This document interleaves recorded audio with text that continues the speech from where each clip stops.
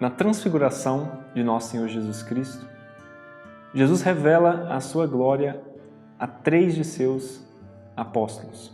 Mas o que exatamente é a transfiguração e qual o seu sentido? Fique conosco e conversaremos um pouco sobre esse importante episódio bíblico. A minha alma tem sede de vós,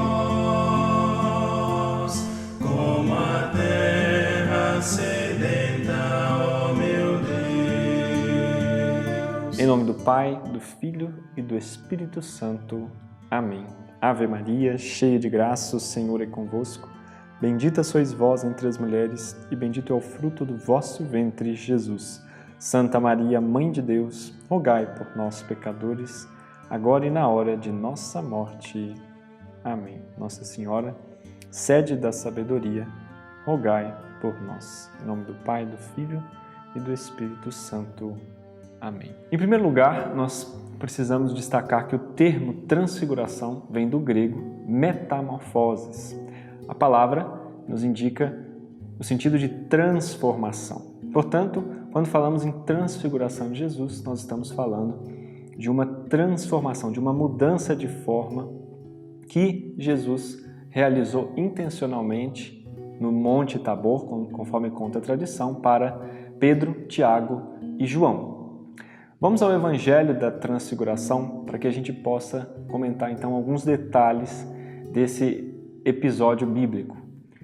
O evangelista Mateus, no seu capítulo 17, diz que 6 dias depois, assim começa a narrativa, Jesus tomou consigo Pedro, Tiago e João, seu irmão, e conduziu-os à parte a uma alta montanha. Lá se transfigurou na presença deles. Seu rosto brilhou como o sol, suas vestes tornaram-se resplandecentes de brancura. E eis que apareceram Moisés e Elias conversando com ele. Mateus 17, versículos 1 a 3. Em seguida, Pedro toma a palavra e diz: Senhor, é bom estarmos aqui. Se queres, farei aqui 3 tendas, uma para ti, uma para Moisés e outra para Elias. Então, em seguida ocorre uma teofania trinitária, uma manifestação da Trindade. Em outras palavras, Deus se revela nas 3 pessoas que Ele é. Então continua Mateus dizendo assim: falava ele ainda quando veio uma nuvem luminosa e os envolveu. E daquela nuvem fez-se ouvir uma voz que dizia: Eis meu filho muito amado, em quem eu pus toda a minha afeição. Ouvi-o. E por fim, o evangelista diz que, ouvindo esta voz, os discípulos caíram com a face por terra e tiveram medo. Mas Jesus aproximou-se deles e tocou-os, dizendo: Levantai-vos e não temais. Eles levantaram os olhos, não viram mais ninguém, senão unicamente Jesus. Vamos comentar aqui então alguns detalhes desse episódio. Primeiro, o evento da transfiguração se deu 6 dias depois do primeiro anúncio da paixão. De fato, em todos os 3 evangelhos sinóticos, Mateus, Marcos e Lucas, a transfiguração é precedida pelo primeiro anúncio da paixão. Existe uma relação entre esses 2 eventos, de modo que os evangelistas situam um em relação ao outro. Então, Mateus e Marcos dizem 6 dias depois e Lucas 8 dias depois. Não há contradição aqui, apenas maneiras diferentes de contar. Lucas considera o primeiro e último dia e Mateus e Marcos considera apenas os dias intermediários. Qual a relação que há entre a paixão e a transfiguração? Então, a relação entre esses 2 eventos é a relação entre a morte e a ressurreição de Jesus, entre a paixão e a sua glória. De fato, a relação entre esses 2 eventos é revelador da dinâmica e do equilíbrio da própria vida cristã. Não existe, evidentemente, cristianismo sem cruz, mas também não existe cristianismo sem ressurreição. Uma coisa não pode ser compreendida sem a outra. Assim como a ressurreição pressupõe a morte, por isso nos diz Timóteo, São Paulo em 2 Timóteo capítulo 2, versículo 11, que se com ele morremos, com ele viveremos. Por outro lado, a morte também implica na ressurreição, porque todos ressuscitarão no último dia, alguns para a vida eterna, outros para a condenação eterna.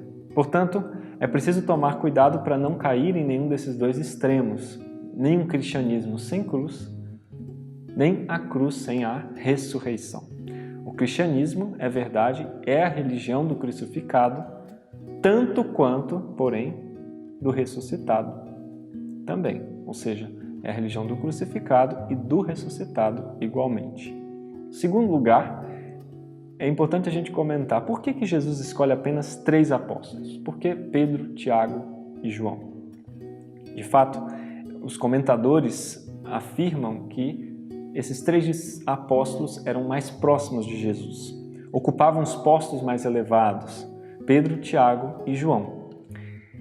E vão mais longe, o comentador bíblico Rábano Mauro, que aparece diversas vezes no famoso comentário aos Evangelhos de São Tomás de Aquino, melhor dizendo, compilado por São Tomás de Aquino, a Catena Áurea, Rábano Mauro diz que são apenas 3 apóstolos porque muitos são chamados e poucos os escolhidos. Então, de fato, a transfiguração nos remete à visão beatífica. Assim como o céu é ver Deus face a face, na transfiguração, Jesus deixa, de alguma maneira, entrever uma porção, ainda que ínfima, da sua glória que será contemplada na eternidade por todos os seus santos. No entanto, a porta que nos conduz ao céu é estreita e largo o caminho da perdição. Terceiro lugar, por que Jesus conduziu os apóstolos a uma montanha? As montanhas são os lugares tradicionais das teofanias, ou seja, das manifestações divinas. Basta lembrarmos de Moisés. Quantas vezes Deus não se manifestou a Moisés e ao povo de Israel do alto de uma montanha, certo? A montanha é um símbolo poderoso da vida espiritual. Porque, primeiro, além de estar mais próximo do céu, para você chegar ao topo de uma montanha, você precisa se separar do mundo. De fato, a palavra santo, no hebraico, kadosh, me perdoem se eu pronunciei errado, vem de um verbo que significa separar. O santo, então, é alguém separado, alguém que se separou dos demais. Então, quando você sobe uma montanha, você se separa do mundo. Além disso, para você subi-la, você precisa fazer sacrifícios, você precisa deixar tudo para trás, inclusive aquilo que impede a sua ascensão.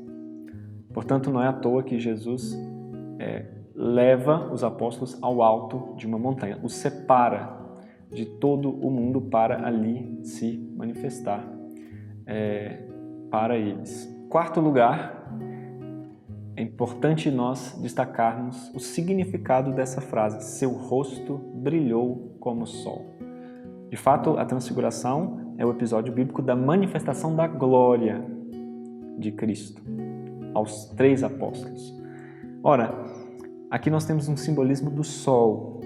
De fato, o seu rosto brilhou como o sol. O sol, nós sabemos, é um símbolo poderoso para representar a essência divina. Não à toa nós o encontramos no Santíssimo, né? O sol, muitas vezes, é justamente o que reveste ali o sacrário, o simbolismo do sol, que é revestido de ouro, né? O sol, de fato, representa, em primeiro lugar, a perfeição divina, pelo seu formato circular. Também representa a proximidade, o cuidado, o amor de Deus, por causa do seu calor. Além disso, representa a justiça divina, porque o sol não é posse de ninguém e está sempre acessível a todos.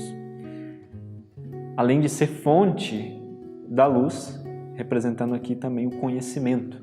Assim como os olhos não veem sem a luz, a inteligência também não conhece as coisas superiores sem Deus. E além disso, o sol tem um aspecto muitíssimo interessante. Nós não podemos olhar diretamente para o sol. Nós ficaríamos cegos, certo? No Êxodo, capítulo 33, versículo 20, Deus diz a Moisés: não poderás ver a minha face e continuar a viver. Assim, nós não podemos olhar diretamente para o sol, não podemos contemplar a face de Deus sem que nós estejamos inteiramente purificados de nossos pecados.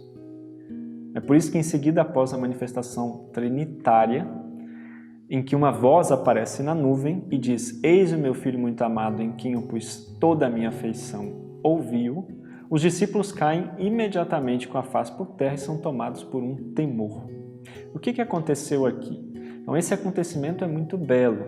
A manifestação da glória de Deus coloca a descoberto, revela o nada do homem, a sua miséria, a sua baixeza e, sobretudo, o seu pecado, a impureza diante daquele que é perfeitamente puro. Então, na sequência dessa narrativa, é Jesus que precisa levantar os apóstolos. Os apóstolos se prostram, caem por terra, e Jesus se aproxima deles e os toca, dizendo: "Levantai-vos e não temais". E esse levantar de Jesus é muito significativo.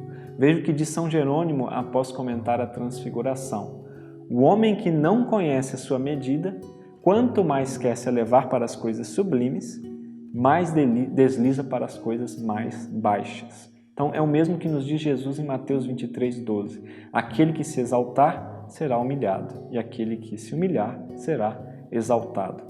Portanto, é preciso que o próprio Cristo nos levante. Ninguém pode subir a montanha e encontrar a Deus por conta própria. É necessário ser a isto conduzido pelo próprio Deus. E daí a gente chega ao quinto ponto, que é o erro de Pedro. O Pedro queria construir 3 tendas, uma para Jesus, uma para Elias e outra para Moisés.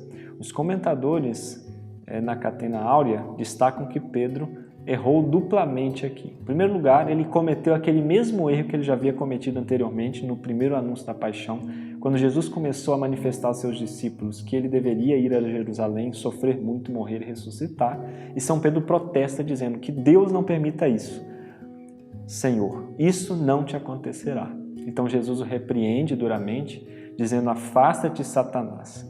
E de fato, aqui na Transfiguração, Pedro pensava que se ele fizesse essas 3 tendas, Jesus não iria subir para Jerusalém, ele não iria morrer, porque ele já sabia que os escribas estavam aguardando Jesus com uma emboscada para matá-lo.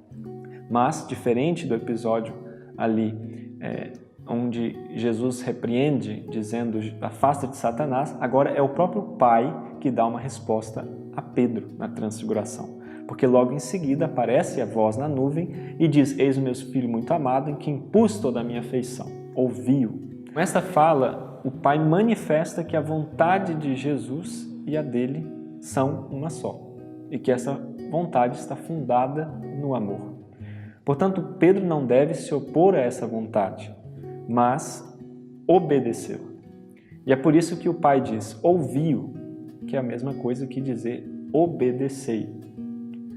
Então, esse foi o primeiro erro. O segundo erro de Pedro foi querer possuir aqui na terra o reino dos céus, esquecendo que ele e seus companheiros ainda eram mortais, querendo então subir aos céus sem experimentar a morte. E aqui a gente deve concluir dizendo aquilo que nós já falávamos no início: a cruz de Cristo não pode ser compreendida sem a ressurreição. Nós não podemos ressuscitar sem primeiro morrer. Ora, o que a gente precisa nos lembrar, sobretudo também com a Transfiguração, é justamente que a nossa religião ela não acaba na cruz. Se nossa religião acabasse na cruz, nós de fato seríamos dignos de piedade. A nossa religião seria a religião mais triste de todas. Mas nós não paramos aqui no meio da história. Nós não pausamos o filme na metade, né? O ponto culminante da nossa fé é a ressurreição, pela qual Cristo vence definitivamente a morte. A Transfiguração nos lembra disto, que depois da morte vem a ressurreição, que depois da paixão vem a glória. E Cristo aparecendo ali em meio a Moisés e Elias, acena justamente que ele é este enviado de Deus para cumprir e levar à perfeição toda a lei representada por Moisés e todos os profetas ali representados por Elias. Que a Transfiguração então lance uma luz sobre a nossa vida e que estejamos sempre animados pela esperança da ressurreição, para que possamos melhor viver os sofrimentos da vida presente com a certeza de que um dia iremos ressuscitar com Cristo. Muito obrigado por assistir o nosso vídeo Inscreva-se no nosso canal, dê o seu like e deixe também seus comentários. Assim que possível, nós responderemos a todas as perguntas de vocês. E peçamos então a Deus que nos abençoe, em nome do Pai, do Filho e do Espírito Santo. Amém.